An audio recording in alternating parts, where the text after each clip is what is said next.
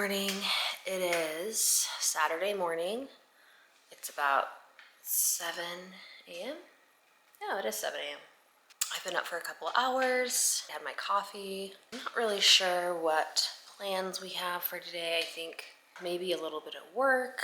We'll get a workout in. It's a Saturday and it's snowing out. It snowed last night and it's still snowing. I'm gonna try to set this camera down. Might go on a snow hike later today. I'm thinking this morning I'll probably do ab workout.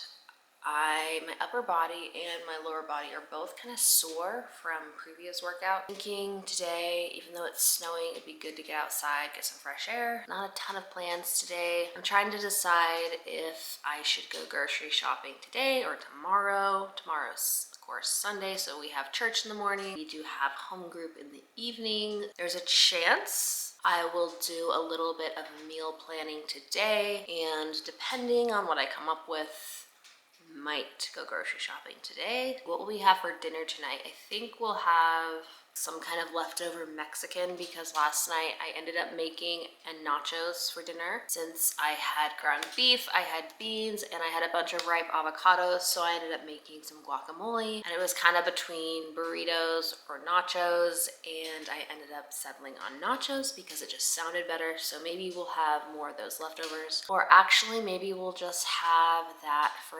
leftovers for lunch. We'll see. It's just another winter day. Definitely that time of year where you think you kind of get to a point where you're like, oh, it would be so fun to go on like a trip somewhere like warm. The routine in the winter can get so mundane. I don't know if anyone else relates to that in like this time of year where it's kind of like the same thing every day and there's not a lot of like variance in what you're doing, and it's cold out. Can't like get out. I mean, you can get outside in the winter, but like there's just not as many different outdoor activities. I love gardening. I love taking care of my like lawn, just doing things. So this time of year, I guess like there's not as many just random hobbies or just things that are also like, they may not just be a hobby, they might be like productive, but there's not as many like random things that just keep you very engaged. It's not that there's not things to do in the winter. There's plenty to do. Like I think work for us is a lot more busy in the winter months, but it's just like the same thing every day. Your routine, drink your water, have your coffee, read your Bible, build a fire, meal plan, go to work, work out, make meals, go to bed. It's kind of like the same thing every day.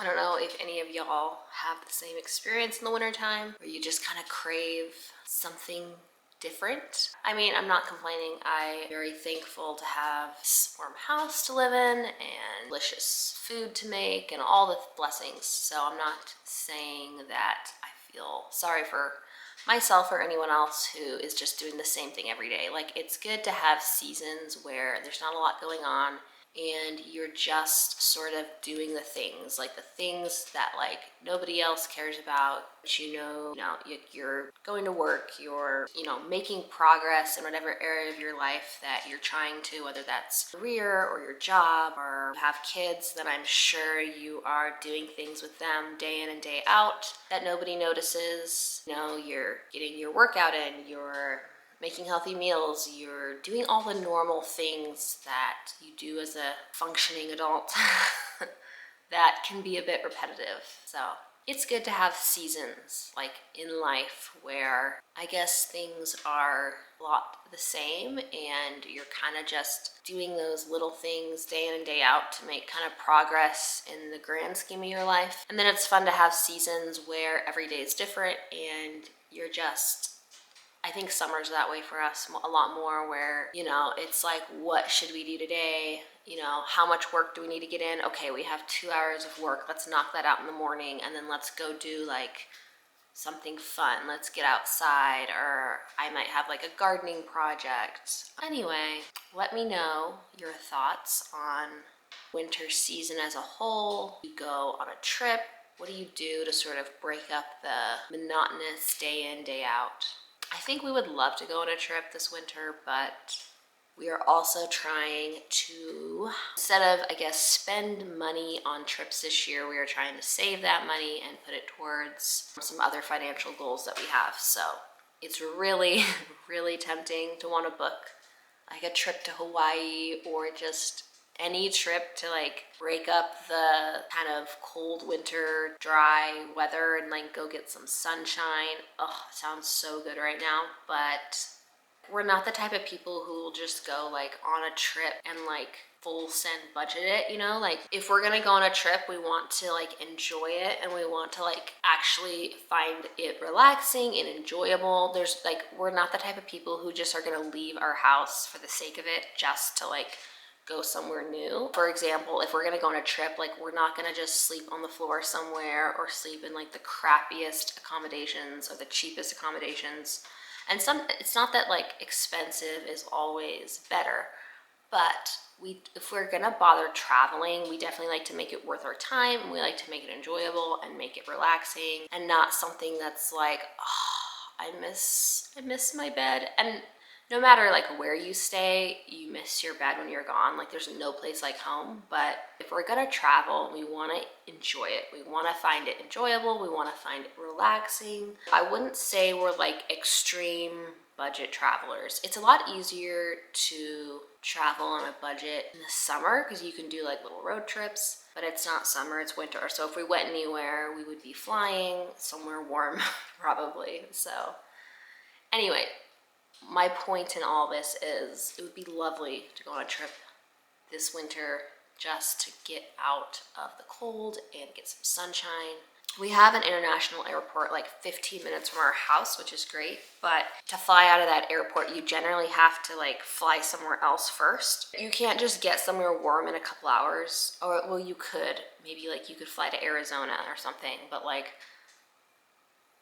it would be nice to go somewhere that has maybe like an ocean, some water to swim in. So I'm not sure it's like worth leaving just to go to Arizona since we don't know anyone there. What I'm trying to say is to fly out of our airport, you have to fly to another airport to then get to where you'd want to go. So like maybe you wanted to go to Hawaii or Mexico or somewhere warm, you would fly to another airport and then fly to where you're trying to go. It would be, if we went somewhere, it would be like an all-day travel day, getting there, coming back, and then again, we like to stay at like a decently nice place if we're gonna travel because we like to enjoy it. We don't like to be uncomfortable. Just the whole thing, I'm like, oh, we just shouldn't go anywhere this winter due to our other financial goals we have. We want to save any extra funds and put it towards just some other things that we really want to make progress towards the next couple years. We have like a dream to pay off this home's mortgage so that in a couple years we could be in a really good financial place to buy more property,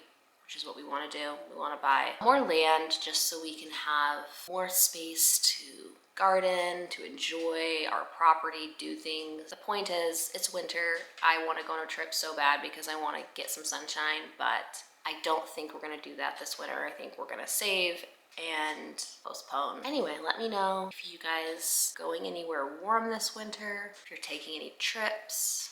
All right, I'm going to go get my water filled up and go do a little ab workout and then probably make breakfast or shower. We'll see.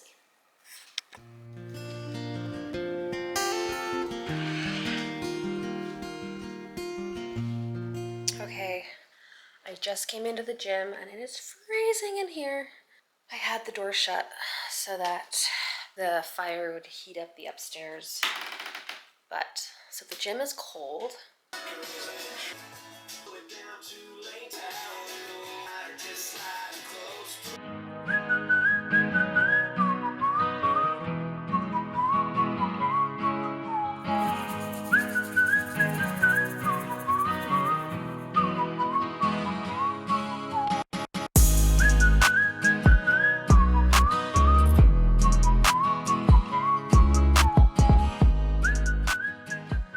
All the snow on the roof.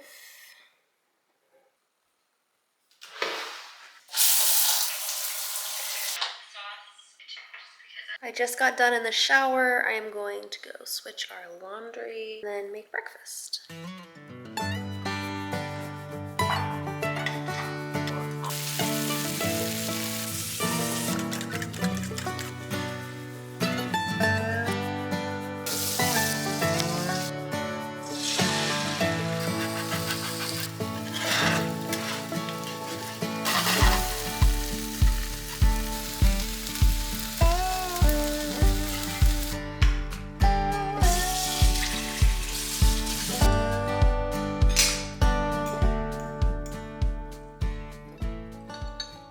I'm just doing a little bit of meal planning, trying to think ahead.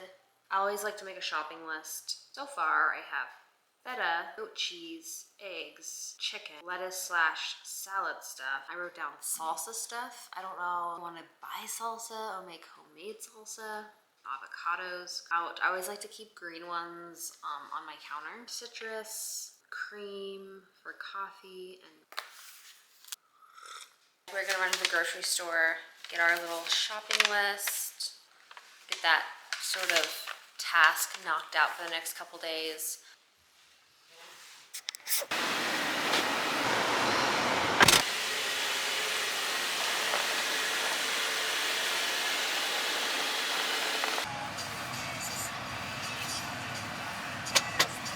This is like the first decent snow that is like really stuck around.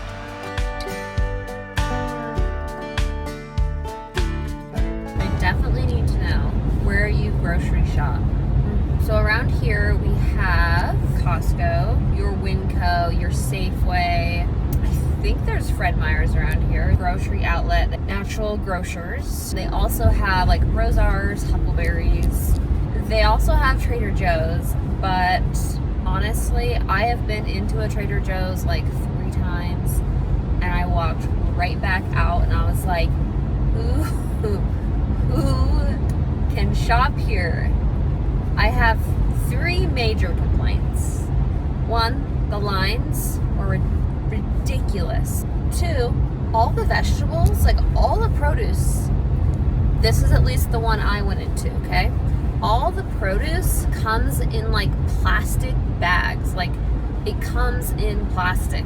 It's not like there's a produce section where you can go grab a head of lettuce or some zucchini or cucumber. It's not like that, but it all like comes in like a plastic bag. It's really weird, okay? The 3rd complaint would be, I get if you're like really into like seasonal things, like seasonal prepackaged foods, I get why people like it, but like what is so great there outside of their convenience foods? It reminds me of like a store like a college student would love, because there's a lot of freezer meals, there's a lot of pre-packaged, pre-chopped vegetables. So it reminds me of the kind of grocery store that a college student would love to shop at who doesn't really know how to cook. It's just like a ton of pre-made dips, freezer meals. If you're like a full functioning adult, I don't really get how you like shop at Trader Joe's. Unless you're looking for, again, freezer meals. Even if you got like 1 or 2 items at like a better price than another grocery store, the lines are like terrible. That's my hot take on Trader Joe's. If you love it, that's totally fine. Always love to be proved wrong. All right, we are here. Just filled this. Just got back from the grocery store, filled the wood box. Just sweep.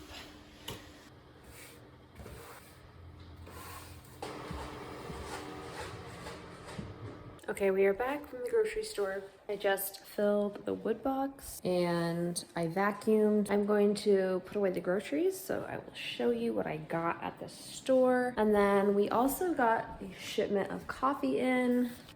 Let's see, it says it has tasting notes, creamy body, hazelnut smooth finish. So this is like a medium roast for just down here. And then I also got, 2 pounds of decaf for our office. So chicken, cream, sour cream, feta cheese, goat cheese, more goat cheese, lotion, tart cherry juice for our kefir water, salsa, bacon, jalapeno beef sausage.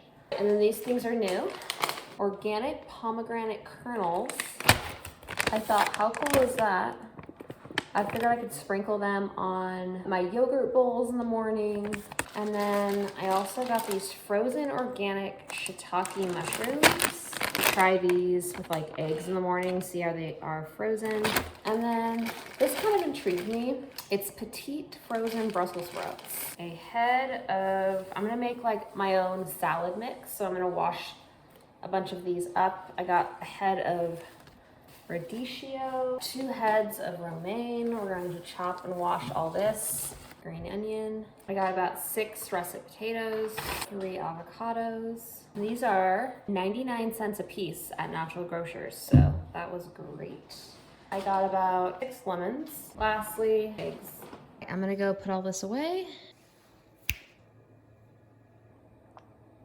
I know I said I was going on a hike. Like this morning, I was like, oh, I'm gonna go on a winter hike. Well, I don't think so. I'm gonna prep dinner for tonight, and then I'm going to wash and chop lettuce, marinate that chicken. Right now, I'm going to unload the dishwasher.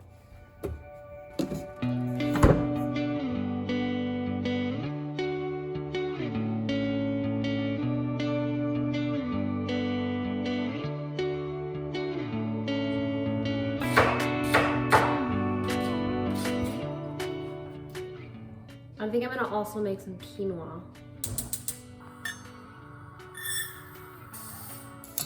When I make quinoa, I'll normally toast it just a little bit before.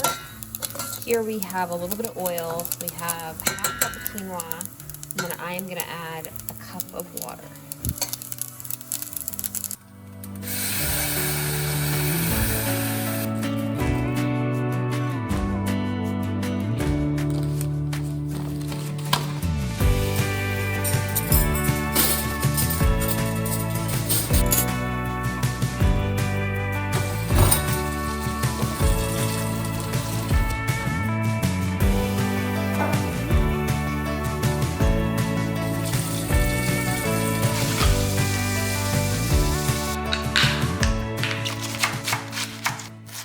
The quinoa is done. See, it's nice and fluffy. It's ready for dinner. Sweet potatoes are still cooking.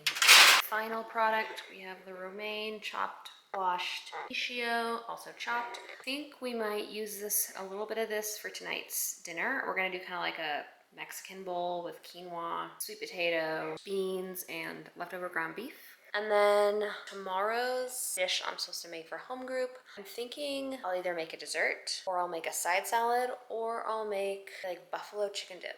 Trying to decide. Fire seat. I know. Nice. Did maybe like 4 to 5 hours of work? You did. Yeah. It makes you feel productive when you're able to get one step closer to finalizing tax Check returns. something off. Yeah. Drinking water kefir. Andrew's drinking a grapefruit spin drip. Yep. Today we're having a very early dinner because we kind of decided to skip lunch. Yeah. We're gonna film a little financial money segment, and we're waiting for our sweet potatoes to cook. So a little bit of lettuce, quinoa, sweet potato, beans, ground beef, guacamole, sour cream, salsa. Wow, It's like a Mexican bowl. Mexican? Okay, perfect. Yeah. It sounds almost like a taco salad, except for you're just missing like chips. This is from securianfinancial.com. This article is labeled Getting Married? Ask your partner these 25 questions about money. Differences over finance is one of the most common issues that lead to couples splitting up.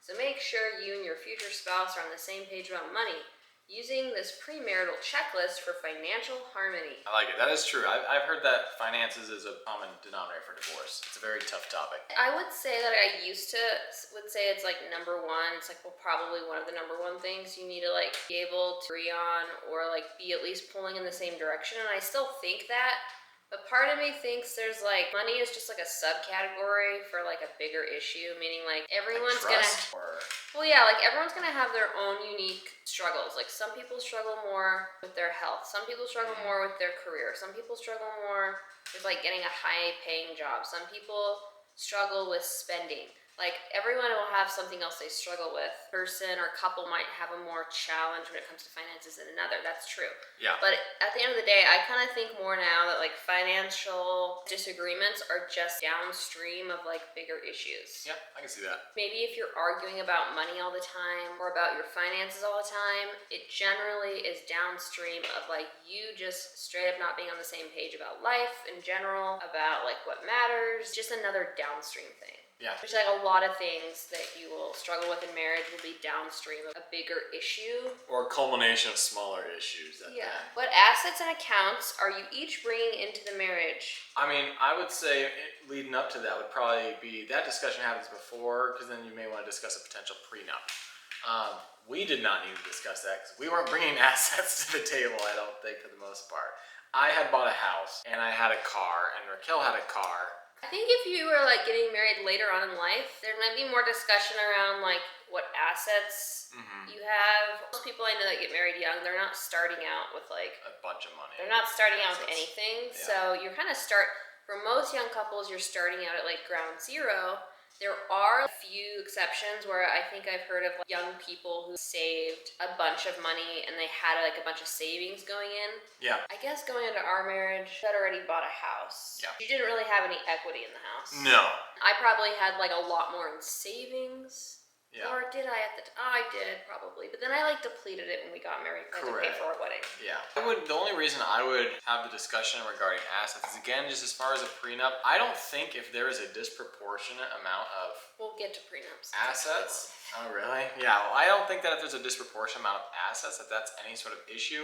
But it also will show you what the person's focused on. If you have one person in the relationship that, let's say they do have a chunk of savings, maybe they also have a retirement account that they're funding, that kind of shows you where their priorities lie, which hopefully you also have had that discussion in your relationship. In conclusion, yes, of course you should discuss your assets and accounts prior. Once you, like, know you want to marry the person and you're for sure going to get engaged, you should discuss that. The next one they had is, what are your debts? And then they put in parentheses, including credit cards. I agree, because I would say that conversation happens in coincide with assets. Debt associated with assets. Most young people are more likely to have debt.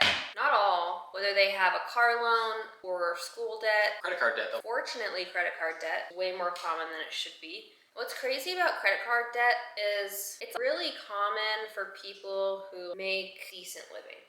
Perhaps it's because they have this comfort in knowing that they make a good amount of money, so they're not, even if they happen to miss 1 month, then they'll, I'll make it up the next month because I make a decent amount. So maybe they have this level of comfort that can sometimes be misleading. But that one, I would definitely have that discussion as along with the assets, because they do go hand in hand. I think somebody who's just cavalier about debt is generally a red flag. This one's interesting. What is your credit score? I've never been too worried about a credit score because it's not the biggest deal. Here's the thing. If you believe in using debt, using a credit card and then paying it off, you believe in using debt responsibly, or actually if you believe in using debt at all, ever, then your credit score matters. If you never plan to go into debt, your credit score doesn't matter. You use debt, whether that's a credit card or any other form of debt, then yes, their credit score matters. But if they don't have a credit score, that's not a red flag. But if they have a bad credit score, you either want a good credit score or no credit score. But I would be surprised if someone with a bad credit score also, when you ask them about, do you have any debt, they're not going to have some sort of mounting debts of some sort that you would catch that red flag. Are there any bankruptcies or other negative financial events in your past? That's a good question to ask. That's a great I wouldn't question. start with, like, are there any bankruptcies, but definitely, are there any negative financial events in your past? I feel like, is bankruptcy that common?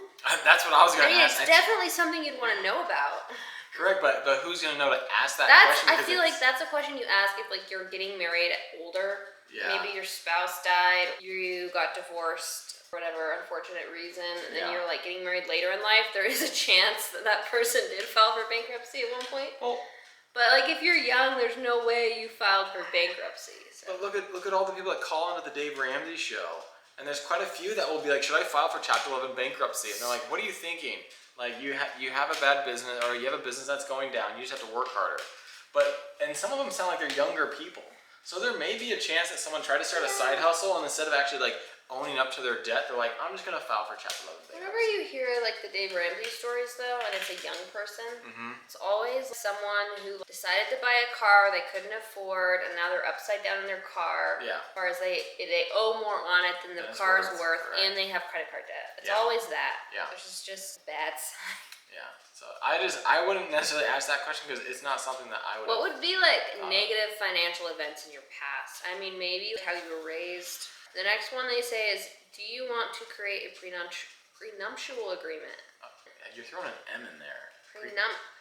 It's a prenuptial or is it a prenuptial? Prenuptial. You're throwing an M before the P. I don't know. Like a prenup.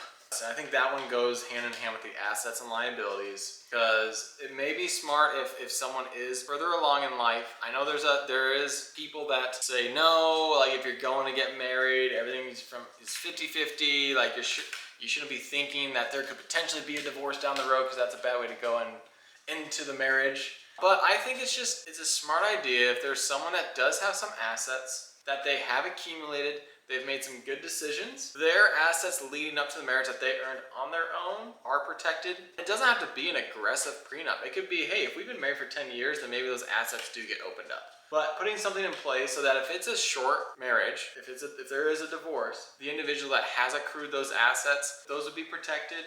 And that the assets that they create as a joint couple moving forward, those are obviously up to be split. But that's just typical divorce law. So if that's what you want, why would you need a prenuptial agreement? I don't think it's... That's like what you described as like standard, pretty standard. What if you go get divorced, you get attorneys, they're going to tell you that we got to go back and look at everything you had prior, and they're going to say you're going to have to split everything you had after. I've heard... That's what most attorneys will do. I've seen that it depends on the state you're in. Yeah. Washington being a community property state, which means it is 50-50 split. I have two thoughts on prenups. Do you really need to get one? No, you don't need to get one, but you should be able to discuss and talk about what would be the reasons we would ever get divorced. Like, what would be the grounds that we would ever get divorced? Most people, when you ask them that question, they'll say, like, cheating. Infidelity. Yeah. That's what the top one is. And so, like, the first thing you have to ask is, like, well, how do you define cheating? Because that's not really clear. I'm sorry. That is not clear. Because you could cheat on the relationship in a lot of different ways. Emotionally. You could financially cheat. Yeah. Like, there's a lot of ways to cheat on a relationship. So you have to find what's cheating. Well, my point is, if you can't discuss the circumstances around what would ever lead you to getting divorced, because as much as you don't believe in divorce, that's not something you should do. It's just a reality of living in a fallen world. It can happen, and sometimes it's a lesser of two evils. I always was realistic and realized that because I came from a divorced household. In the instance that we were in that situation, what would we do? A marriage is not just the emotional, intellectual, spiritual connection you have with somebody. That person you marry will be like the best business decision you ever made or the worst business decision you ever made, to be totally honest with you. Yeah. Because they're going to work hand in hand with you the rest of your life, build up your wealth, to build up your careers, and so that person will affect you. So in a lot of ways, you're also like marrying a business decision because you are going to share everything, and I think you should. That's one of the benefits of being married. The whole point. You probably will do better for yourself because you have two people pulling in the same direction. Now, here is the circumstance. This is where I fully support prenups. Yeah. And it's like you need to have some kind of a legal document in place. That is when you divorcing could affect other people. So I don't really care if the two of you are screwed up financially because you got divorced. That's just a byproduct of being divorced. Getting divorced is awful. It sucks. Leaving a marriage, you're going to be in a worse financial position for most people. The exception is a person who married an ultra wealthy person and they walked away with like a huge lump of money. Yeah. And they came into the marriage with nothing. It's like your celebrity couples. That's just not like your average person. Right. For your average person, it's just going to suck. And honestly, you kind of deserve it. So here's my exceptions. This is when I advise adamantly a legal document. If you are in business with somebody else, you're in a partnership of some kind, or it could be you have some kind of interesting, weird family inheritance. Again, that's like different. It's when it could affect someone else. And specifically more common would be if you're in business with somebody else, either of you are, Yeah. then all of a sudden you go through a divorce, it could completely disrupt your business partnership you have with another person. It can make it difficult. You should probably have some kind of legal document to protect that other person. It can really put a damper on their ability to like move forward with decision making if one party's going through a divorce. Well, I think to Raquel's point, what she's basically trying to say is, let's say you have a two-person partnership, and let's say it invests in real estate, and let's say that you don't have a prenup in place, and one of the partners ends up getting divorced, and they need cash, they need capital to basically settle the divorce. So they owe their spouse $200,000, their ex-spouse that they're divorcing. If there's no protection, that the partnership is in essence exempt, like this is not a part of coming into the marriage. Prior to that, you may then be forced to sell some property out of the partnership, which is going to impact the other partner, whether they wanted to or not. But you may need to do that so that way the one partner can get some cash out, some capital, to then go through with the divorce. So that would be a thing where, yes, you do a prenup. Partnership does not count when we're adding up assets and liabilities because we worked on this partnership and there's someone else in it. So just as far as making that easier, I can definitely And if you go into a partnership, if you ever enter some kind of business transaction or business agreement post being married, it is good to discuss, like, neither of us are planning on getting divorced, but if either of you are, let's say you're both already married, but it'd be good to discuss, if either of us were to go through a divorce, how would that affect our partnership? Yeah. Do you want to combine your finances or keep separate accounts? Yeah, you should definitely discuss that. You definitely should. You should definitely put each other's names on everything. Yeah. You want to be 100% united, and it might take time to get there because again, you're newly married. You have a lot to learn about each other. You have a lot to learn about what it looks like to be married. But in the horrible chance that one of you passed away as soon as you got married, you'd be in like a real pickle. It would be more difficult. I think for something like a house mortgage, we had a story that we heard where that was a nightmare where someone had been married for a couple months. One person passed away, the person whose name was on the house. And so it was the bank wanted to, the bank wanted to take the property back. Yeah. Because the other person's name wasn't on it. Wasn't on the deed of the house. So for sure transition, especially legal items over, you would be able to get access to the bank account. It would just take more time because you'd have to provide a death certificate, you had to provide a marriage certificate, you'd have to do all that documentation. And like it could take you a long time to even get a death certificate. You can't like get them overnight.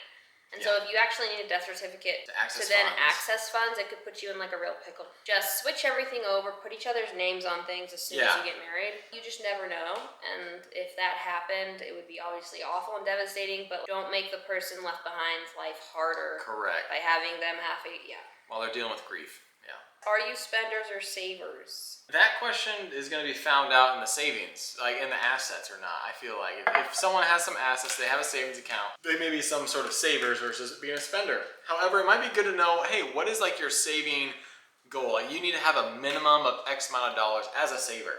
Or if you are a spender, do you have caps and limits as far as, hey, if I'm going to spend over $100 on something, I second guess myself and make sure this is something I really want to buy, or do you just not care and you just spend? My thoughts on that question is everyone should be a spender and a saver. Kind of a weird thing to be like, are you a spender or are you a saver? In general, there are the people who are very conservative with their money and they tend to save. They tend to save up before they buy something. They tend to think about a decision a long time before they click purchase. Yeah. And then the spenders tend to be a bit more impulsive.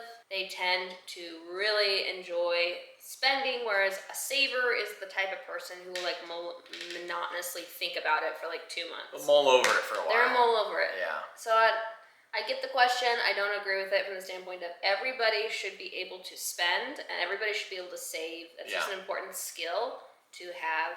So maybe a better question would be like, what do you like to spend money on? What do you think you need to spend money on? How do you spend discretionary money? Which just means after paying for all the necessities, what do you like to spend your money on? Yeah, or like maybe if you have free money, like some people, if they do certain methods, they'll like give themselves. Generally, it would be like vacations, a golf membership. Think things that are not necessities. Housing costs, your transportation, your food. your medical expenses, Yeah, whatever else you consider utilities. necessity to whatever lifestyle you have. To physically be able to live. And some people, maybe they're spending their discretionary by like eating out more. So they're basically taking their grocery food requirement and simply making it nicer. You know, as you're dating them, you'll see what they spend their money on most likely. What things do you consider to be essential versus non-essential? I think that that's important, especially if you're like trying to budget and again get on the same page financially. What do you require on a monthly basis so we can add up what that looks like, and what do you view as important and not important? For example, you should focus on how you spend money on food because you will do that the rest of your life. So it's something that like is going to be reoccurring expense. So you should like put thought into it. But like I would rather be able to like go grocery shopping without like stressing out that I'm like over budget than go on like a nice vacation. I value healthy food. I value being able to cook delicious, healthy meals at home. So I don't want to make it this stressful experience. Yeah, I get that. Understanding like what the person cares about a lot. It'd be like non-expensive thing, and to me it could be like, well, that's such a waste of money. Why would you spend on that? But to them, it feels like a really nice reward for hard work or something. Like understanding what they really like to spend money on and why. And it also depends on your circumstances. If you're in really bad debt and you both got yourself there and you're trying to get out of debt, you're gonna have to be a bit more cutthroat with each other. Be more strict on it. Yeah. A $30,000 boat, and you're like, I love this boat, it's my pride and joy, but it's like, dude, you have $20,000 of credit card debt. You have a family to provide for. I don't care if the boat's your pride and joy. Get your priorities straight and sell your boat. Yeah. In all decisions, once you're married, it's what's the well-being of everybody involved. Correct. It's not me, what do I want? It's what's the well-being of us as a family, the other person. Which that can be a very difficult transition to go from an independent mentality of I take care of me to now I take care of others and the greater good. And that can be tough because then you have to start to, in essence, sometimes second guess your purchases of, again, is this essential? Do I need this? Or do I just want this?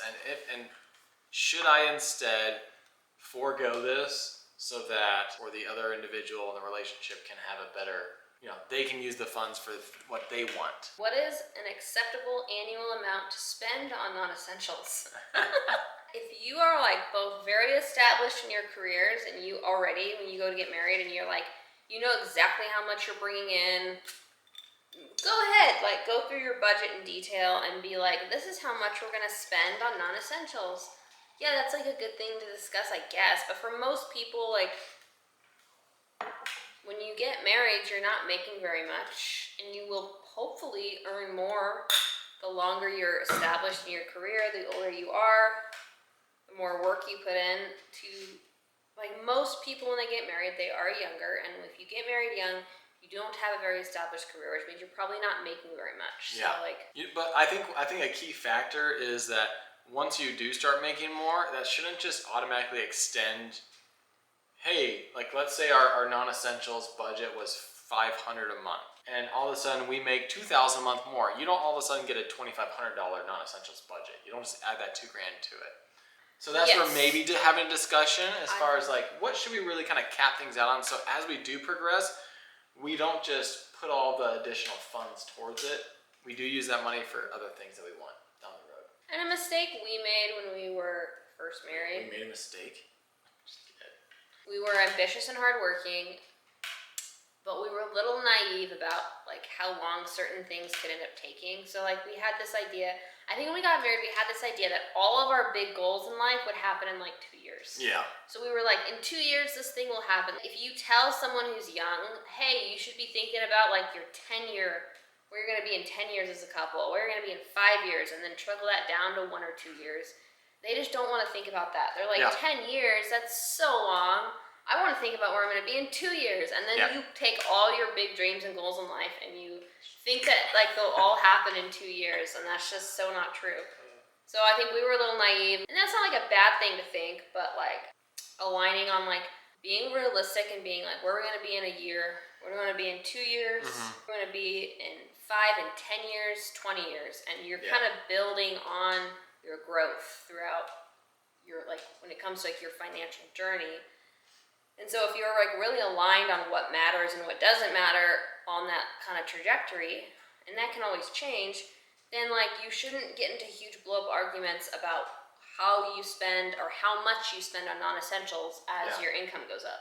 Is our goal to take nice vacations? Is our goal to travel? Is our goal to start a family? Is our goal to one of us quit our job? Is our goal to buy a bigger house? Those things will fuel your little micro decisions. And the goals may end up changing down the road as well. Obviously, they may adjust, but at least you have ideally a mentality of where you are wanting to go together and being on the same page on that. And I mean, I know early on as well, we would try to do an annual travel trip to like Hawaii or Mexico. That wasn't like a bad thing, but it's one of those things where we haven't, I don't think, gone tropical in like 3 years, 4 years almost. One of the reasons we went on more vacations early on in our marriage, because we don't really do any vacations the last couple years. Yeah. But we did one once a year early on. And I think it was because it was like a nice way for us to get away and connect and be together. Yeah. We weren't working together like we are now. We were working different jobs. We were separate from each other. Our life was a lot more stressful and hectic. We weren't thinking long term enough to be like planning out then in the micro. Like we're saving this much to go do this thing in a year or 2 years. It was more, we were both working hard, and like he was making his long term decisions with his business partner at the time. Yeah. And so it was kind of like we weren't on the same page about, we didn't have like this huge thing we were saving for. It was more we were just working hard and trying to grow businesses, trying to grow real estate. And so we were just like in a working phase of our life where that break was really needed and nice. Yep. Both to stop working for a second and also like be together. Yeah, recharge the batteries and reconnect. Now we are a lot more aligned on like our big long-term goals. So we know that if we choose to like take a trip, it's like, okay, do we want to spend that money on a trip, or do we want to spend that money on like our goal we have that's like more long-term? What would you like to do with extra cash? A work bonus, wedding cash, for example. I used one time a work bonus to pay off my car, which is kind of nice. That's cool. Yeah, I think it was like a $3,000 bonus. I think I had like $2,400 left on the car payment or something, which would have gone another 6 months or like 12 months, and I was like, screw it, I'm gonna go throw the bonus towards the car. I mean, you could talk about that, but that's kind of like a subcategory of a subcategory. Yeah.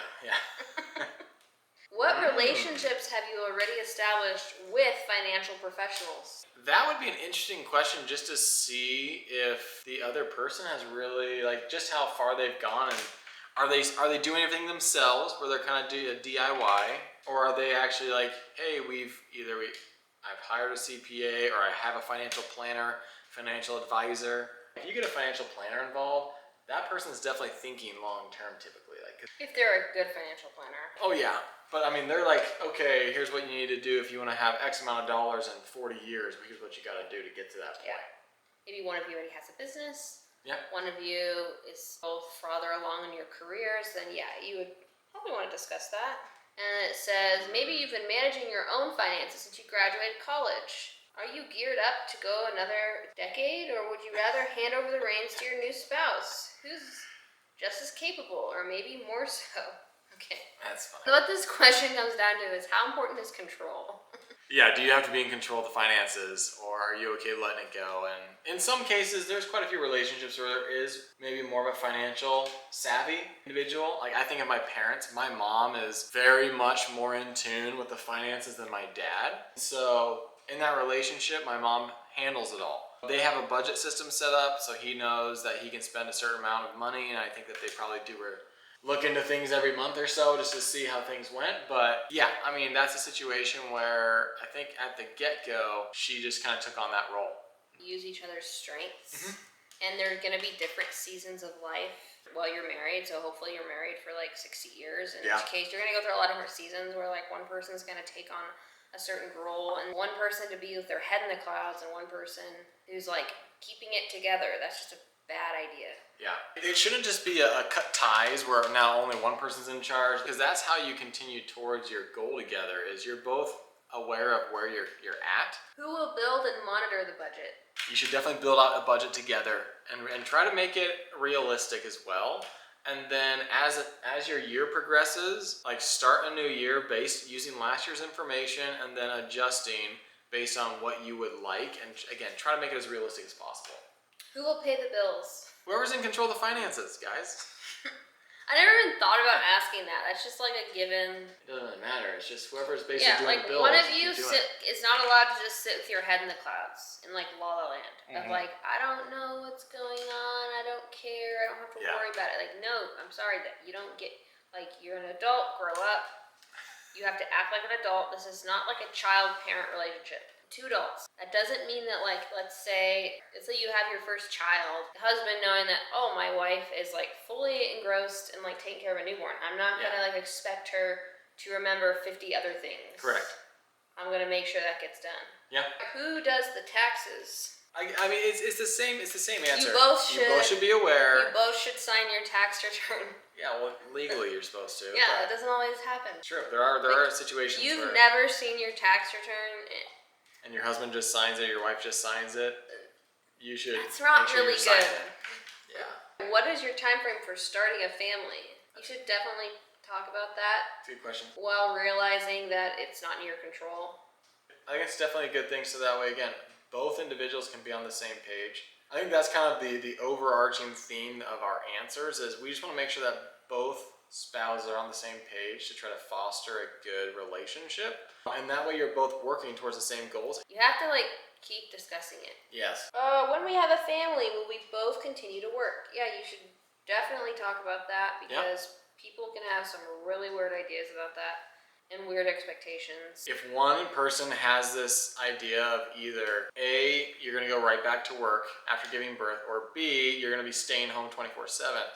If the woman who's giving birth isn't aligned on the same page, you're going to have a serious misalignment in your relationship. So I think getting on the same page as far as what your preference is, and making sure that, hey, we both understand each other and we agree on what we think we want to do, because obviously once you have the kid, things could change. Maybe a mother was planning on going back to work, she has the kid, creates an emotional bond connection, all of a sudden it's like, I don't want to go back to work.